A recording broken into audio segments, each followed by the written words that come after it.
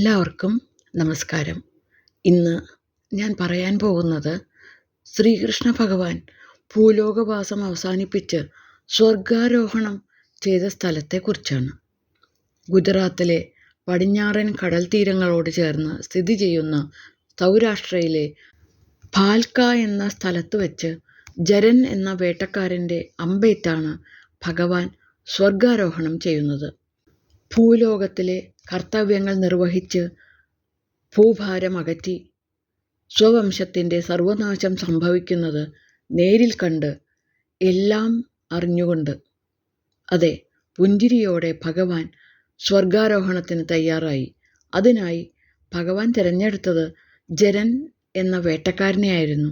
കാരണം മുൻ ജന്മത്തിൽ ജരൻ ശ്രീരാമാവതാര കാലത്ത് രാമൻ ഒളിയമ്പ് ചെയ്ത് വധിച്ച വാലിയുടെ പുനർജന്മമായിരുന്നു.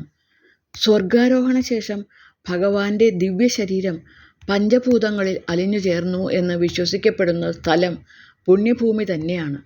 അമ്പ് പാദങ്ങളിൽ തറച്ച ശേഷം ഭഗവാൻ ഹിരൺ നദിയുടെ കരയിൽ എത്തിയിരുന്നു. അദ്ദേഹത്തിൻ്റെ കാൽപ്പാടുകൾ അവിടെ പതിഞ്ഞിരുന്നു. സോംനാഥിൽ നിന്നും 1.5 കിലോമീറ്റർ മാറി സ്ഥിതി ചെയ്യുന്ന ഇവിടെ ഒരു തീർത്ഥാടന കേന്ദ്രമാണ്.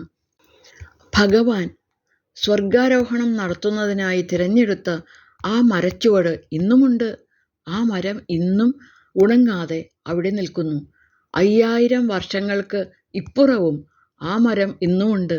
നിരവധി ഭക്തർ ഇത് കാണാനായി അവിടെ എത്താറുമുണ്ട്. ഇവയെല്ലാം ഇന്നീ കലിയുഗത്തിലും ഭഗവാൻ നമുക്ക് കാണാൻ ഇടയാക്കി തന്നത് ഭഗവാന്റെ കാരുണ്യം ഒന്നു മാത്രമാണ്. ഉള്ളിൽ ഒരു വേദനയോടെയല്ലാതെ ഭഗവാന്റെ സ്വർഗാരോഹണത്തെപ്പറ്റി നമുക്ക് ചിന്തിക്കാനും പറയാനും എഴുതാനുമാവില്ല. സർവവും ആ കാലടികളിൽ സമർപ്പിക്കുന്നു. സർവം കൃഷ്ണാർപ്പണമസ്തു. നന്ദി.